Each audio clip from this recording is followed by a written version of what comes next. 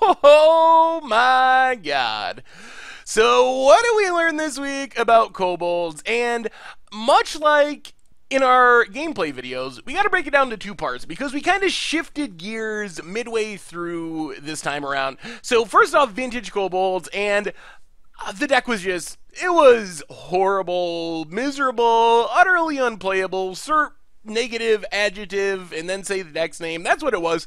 And it's not all the deck's fault. Part of it is we're trying to play in vintage, and vintage is a crazy format. Not only can a lot of decks just kill us on turn one, and if you look at our list, we don't really have any disruption. We don't have mana drains and force of wills or anything to stop our opponent. So if they go first and just want to storm off and kill us, we're like, okay, have fun with that.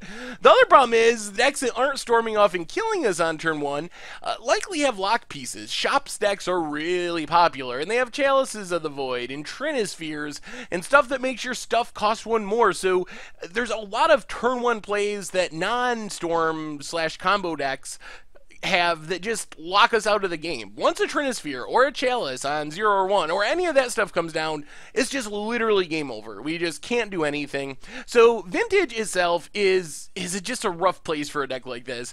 As far as the deck itself, if you decide you want to try to play this in vintage, and I wouldn't recommend it, we know where the 0-4 came from. I definitely understood how this deck could go 0-4. The two big things that jumped out to me were the mana is really problematic. So our primary combo, and we got a million combos in this deck, but the primary idea is on turn one, hopefully around the play to avoid the lock pieces, hopefully our opponent doesn't have Force of Will, we have green mana, Glimpse of Nature, a bunch of 0-drops, cast a bunch of 0-drops, draw our deck, win the game with a Bushwhacker. That's plan A, but we only have 6 real green sources, and maybe like 3 or 4 of them are actually green sources that come into play before we do stuff. Like our Mox Opals mean we gotta play Memnites and Ornithopters and stuff first, which works against Glimpse because you really want to Glimpse before you start playing 0-drops.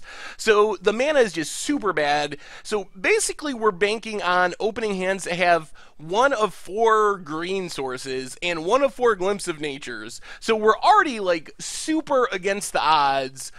Just starting off, we're basically crossing our fingers and hoping to get a nut draw for our deck to do anything. So I think that that's problem one that has to be fixed, is the mana needs to be improved to make it more possible to actually combo off. The second problem is we have just a lot of random stuff, and it's neat, and I really think it's funny and fun to have like every combo possible shoved into a deck.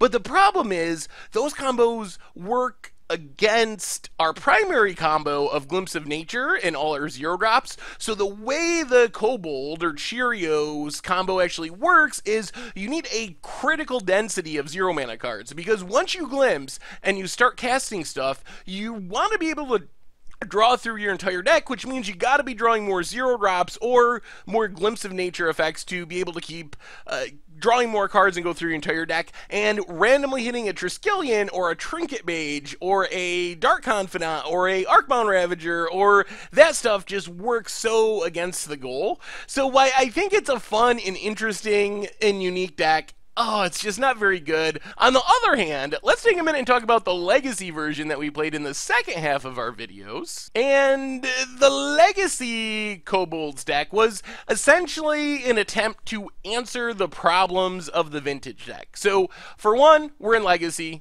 and the cards that really wreck us, the Chalice of the Voids, the Trinispheres, those cards are much, much, much less common in Legacy compared to Vintage. We still got to worry about Force of Will. Force of Will is very common, and that can beat us. We also improved the mana, so essentially almost all of our mana sources make green. We went from maybe 4 to 6 green mana sources in the Vintage deck, all the way up to 15 green sources in this deck.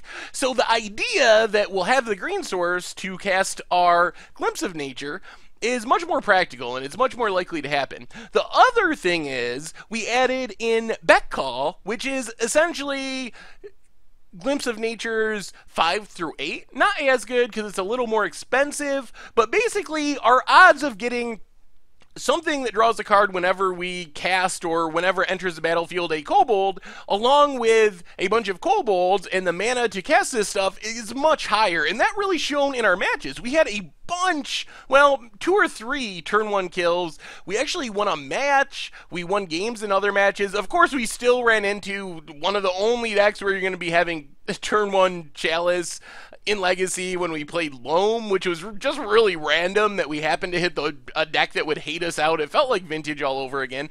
But the combo actually works. And it has problems. Obviously, Force of Will can still beat us. But it reminded me a lot of Belcher or Oops All Spells, a deck like that where if we dodge Force of Will, there's a pretty decent chance we can just win on turn 1 with this deck. Our turn 1 win rate was actually really good. If you consider the one random matchup with Chalice and just disregard that, we were like a little less than 50-50 to win on turn 1, which is pretty ridiculous. So dodging Force of Will is key. The one thing I really like about it is if you look at the decks that I feel are similar, like Oops All Spells is a good example. Those decks also lose to Force of Will. The problem with those decks is you empty your hand and then lose to Force of Will, so there's no coming back. Because think about Oops All Spells. You play Ritual, Ritual, Ritual, get all this mana. Your last card that you cast is most likely going to be the card that wins you the game, something that fills your entire graveyard. Same with Belcher, Ritual, Ritual, Lotus Petal, this and that, Belcher. So your opponent just waits for you to empty your entire hand, so you have nothing left, and then you cast the Belcher or the Balustrade Spy, and then your opponent's just like Force of Will, and you're like, oh, I just like 7 for 1 myself. I'm gonna have to sit here and do nothing for like a million turns. In Kobolds, it's kind of the opposite, because our big combo piece is the very first card we cast. So we play Glimpse of Nature. If our opponent doesn't counter Glimpse of Nature, then we're probably just going to win by casting our million 1-drops and then Bushwhackering. If our opponent chooses to counter our Glimpse of Nature, that's annoying. We're not going to win on turn 1, but the game just goes on. We still got 6 cards in our hand. We still have 7 Glimpse of Nature / Bet Calls in our deck, so we just wait, try to draw into another one, and do it all again, and hope they don't have a force that time. So I really like that aspect of the deck, that we don't just like 6 for 1 ourselves. When things go badly with this deck, it's not literal game over like it is for a deck like Belcher or Oops All Spells. It's just like bad, but it's not game over. So I think the deck was actually pretty sweet. I don't know if it can really win Legacy tournaments. It's cheap for Legacy, and you could probably make it even cheaper. One of the things I realized is it might be possible to do this with 0 lands, or maybe just 1 land. I really like the Gaia's Cradle, because it taps for so much mana, but that's like more than a quarter of the deck's cost. So I think you could play this as a pseudo-budget list by getting rid of the lands, adding in like Summoner's Pact to find Spirit Guides, adding in some more easy mana like Mox Opals, which are expensive but still way cheaper than Gaia's Cradle, and just go 1 land or maybe 0 lands and plan on using all the other ways of making mana. Because the problem with lands in the deck, obviously, is you can only play 1 each turn. Play your Glimmer Void, cast your Glimpse, start drawing. Every time you hit a Seat of the Synod, a Taiga, another Glimmer Void,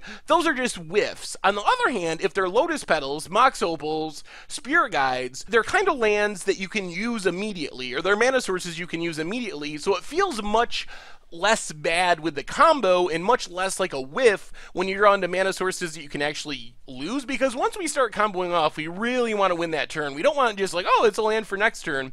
So anyway, I'm rambling on, but the deck is super sweet. We dealt 575 damage on turn 1, which has to be some sort of record. So I think it's really cool in Legacy. If you do decide to pick it up, you could probably budgetize it even more.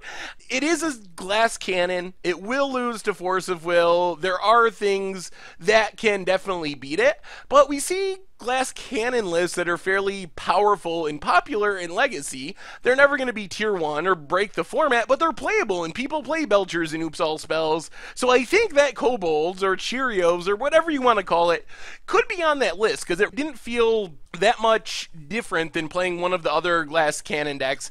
The way we go about it is a lot different, but the way we finished the game on turn 1 was almost as consistent, and it's super hilarious just to cast all these 0-drops and draw your entire deck on turn 1. So I think it's worth checking out. Like I said, you could probably budgetize it more, and basically the verdict is the vintage deck was miserable. I can't imagine ever winning with it. The legacy deck isn't a great deck, but it's playable and is really sweet. So I think it's worth checking out the legacy deck.